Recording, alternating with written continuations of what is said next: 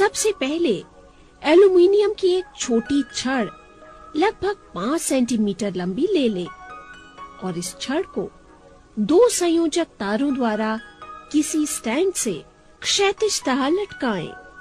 अब एक प्रबल नाल चुंबक लें और उसे इस प्रकार व्यवस्थित करें कि एल्युमिनियम की छड़ नाल चुंबक के 2 ध्रुवों के बीच में हो और चुंबकीय क्षेत्र की दिशा ऊपर की हो।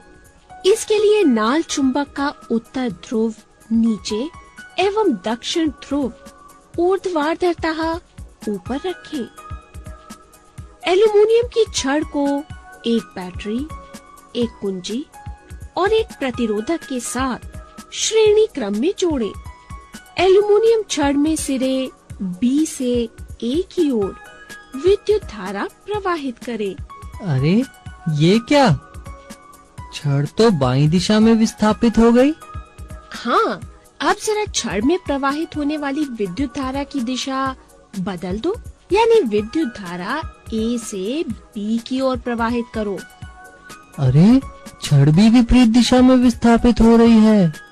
हाँ, तो हम कह सकते हैं कि चुंबकीय क्षेत्र में रखने पर एल्युमिनियम की विद्युत धारावाही छड़ पर एक बल आरोपित होता है।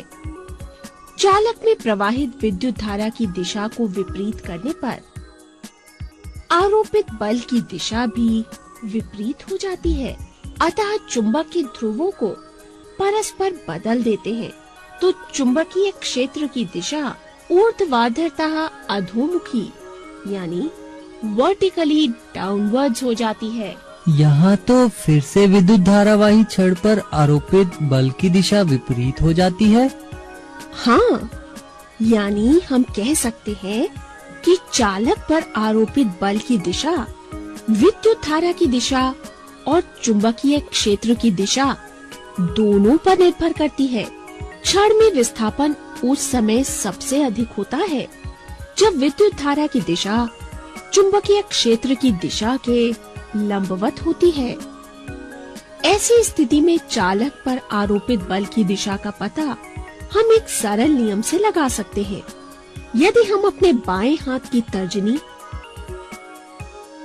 मध्यमा तथा अंगूठे को इस प्रकार फैलाएं कि तीनों एक दूसरे के परस्पर लंबवत हो और यदि तर्जनी चुंबकीय क्षेत्र की दिशा और मध्यमा चालक में प्रवाहित विद्युत धारा की दिशा की ओर संकेत करते हैं, तो अंगूठा चालक की गति की दिशा या फिर चालक पर आरोपित बल की दिशा की ओर संकेत करेगा।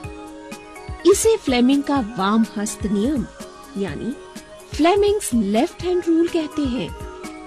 विद्युत मोटर, विद्युत जनित्र, ध्वनि विस्तारक यंत्र जैसी युक्तियां इसी प्रभाव पर कार्य करती हैं।